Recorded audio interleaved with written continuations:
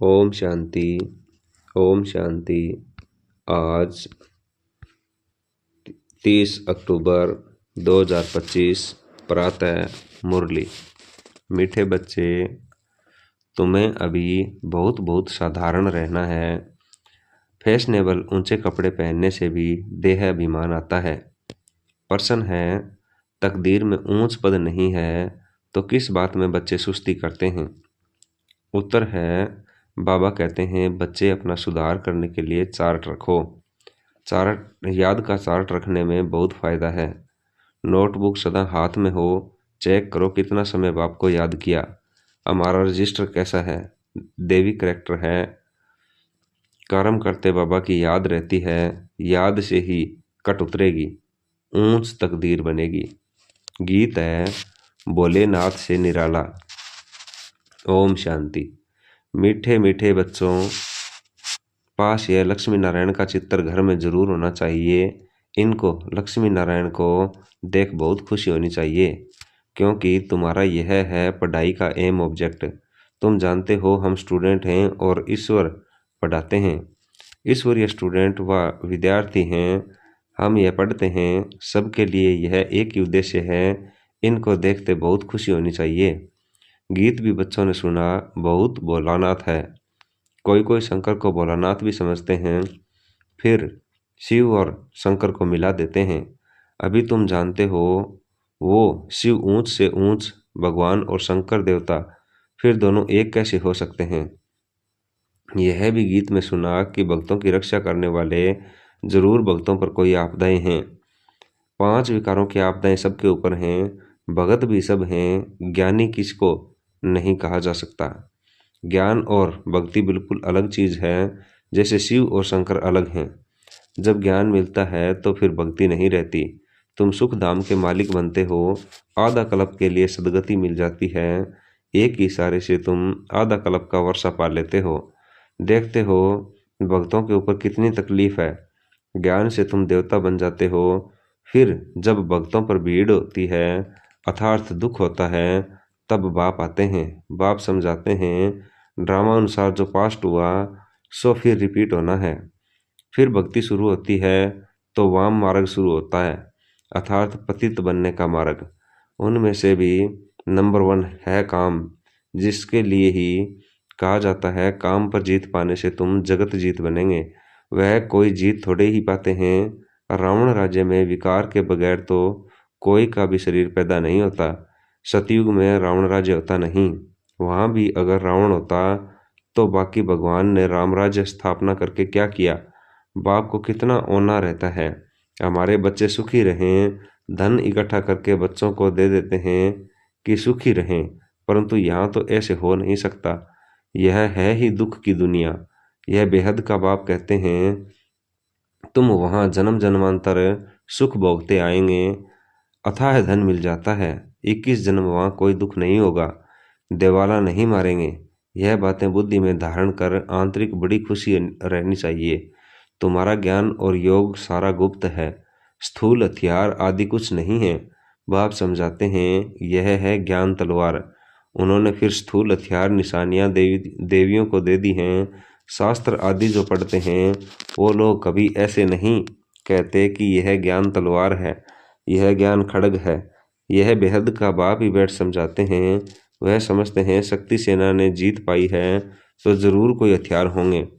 बाप आकर यह सब भूलें बताते हैं।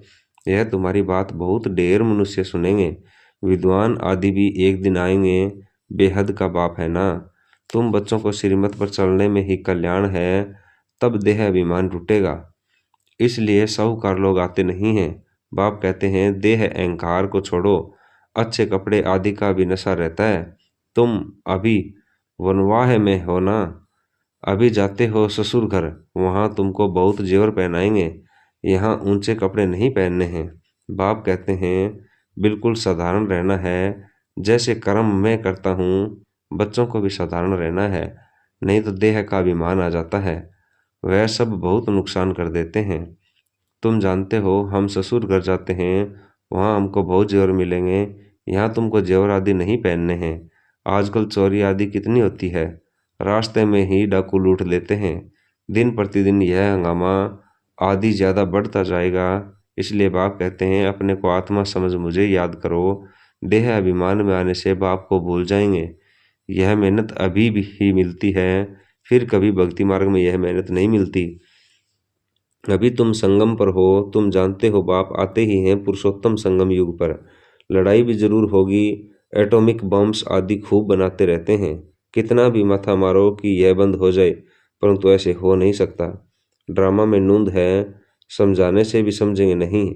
मौत होना ही है तो बंद कैसे होगा। समझते भी हैं तो भी बंद नहीं करेंगे। ड्रामा में नूंद है, यादवों और कौरवों को खलास होना ही है। यादव हैं यूरोपवासी, उन्हीं का है साइंस घमंड, जिससे विनाश होता है। फिर जीत होती है साइलेंस घमंड की। तुम शांति घमंड में रहना, शांत स्वरूप रहना सिखाया जाता है। बाप को याद करो, डेड साइलेंस। हम आत्मा शरीर से न्यारी हैं। शरीर छोड़ने के लिए जैसे हम पुरुषार्थ करते हैं, ऐसे कभी कोई शरीर छोड़ने के लिए पुरुषार्थ करते हैं क्या? सारी दुनिया ढूंढ कर आओ, कोई है जो बोले हे आत्मा अब तुमको शरीर छोड़ जाना है, पवित्र बनो, नहीं तो फिर सजा खानी पड़ेगी। सजा कौन खाते हैं? आत्मा। उस समय साक्षात्कार होता है, तुमने यह पाप किए हैं, खाओ सजा। उस समय फील होता है जैसे जन्म जन्मांतर की सजा मिलती है। इतना दुख भोगना, बाकी सुख का बैलेंस क्या रहा। बाप कहते हैं अभी कोई पाप कर्म नहीं करो, अपना रजिस्टर रखो। हर एक स्कूल में चाल चलन का रजिस्टर रखते हैं ना। एजुकेशन मिनिस्ट्री भी कहेंगे भारत का करेक्टर ठीक नहीं है, बोलो हम इन लक्ष्मी नारायण जैसे करेक्टर्स बनाते हैं। यह लक्ष्मी नारायण का चित्र तो सदा साथ में होना चाहिए। यह है एम ऑब्जेक्ट। हम ऐसे बनते हैं, इस आदि सनातन देवी देवता धर्म की स्थापना कर रहे हैं श्रीमत पर। यहाँ चाल चलन को सुधारा जाता है।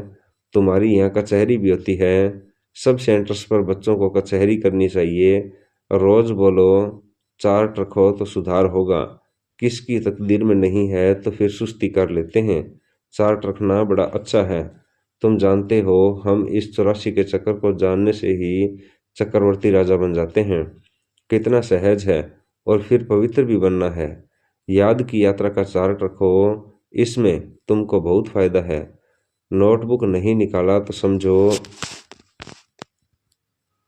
बाबा को याद नहीं किया। नोटबुक सदा हाथ में रखो, अपना चार्ट देखो कितना समय बाप को याद किया। याद बगैर जंग उतर न सके। कट उतारने के लिए चीज को घासलेट में डालते हैं ना। कर्म करते हुए भी बाप को याद करना है तो पुरुषार्थ का फल मिल जाएगा। मेहनत है ना, ऐसे ही थोड़े ही ताज रख देंगे सिर पर। बाबा इतना ऊंच पद देते हैं, कुछ तो मेहनत करनी है। इसमें हाथ पांव आदि कुछ भी नहीं चलाने हैं। पढ़ाई तो बिल्कुल सहज है, बुद्धि में है। शिव बाबा से ब्रह्मा द्वारा हम यह बन रहे हैं। कहाँ भी जाते हो तो बेज पड़ा रहे। बोलो वास्तव में कोर्ट ऑफ ऑनर्स यह है। समझाने की बड़ी रॉयल्टी चाहिए, बहुत मीठापन से समझाना है। कोर्ट ऑफ आर्म्स पर भी समझाना है। प्रीत बुद्धि और विपरीत बुद्धि किसको कहा जाता है? तुम बाप को जानते हो। लौकिक बाप को तो गॉड नहीं कहेंगे, वह बेहद का बाप ही पतित पावन सुख का सागर है। उनसे ही सुख गनेरे मिलते हैं। अज्ञान काल में समझते हैं माँ बाप सुख देते हैं, ससुर घर भेज देते हैं। अब तुम्हारा है बेहद का ससुर घर, वह है हद का। वह माँ बाप करके 5-7 लाख करोड़ देंगे। तुम्हारा तो बाप ने नाम रखा है पद्मा पद्मपति बनने वाले बच्चों। वहाँ तो पैसे की बात ही नहीं, सब कुछ मिल जाता है। बड़े अच्छे अच्छे महल होते हैं, जन्म जन्मांतर के लिए तुमको महल मिलते हैं। सुदामा का मिसाल है ना। चावल मुट्ठी सुना है तो यहाँ वह भी ले आते हैं। अब चावल रूखा थोड़े ही खाएंगे, तो उनके हाथ साथ कुछ मसाले आदि भी ले जाते हैं। कितना प्रेम से ले आते हैं। बाबा तो हमको जन्म जन्मांतर के लिए दे देंगे, इसलिए कहा जाता है दाता।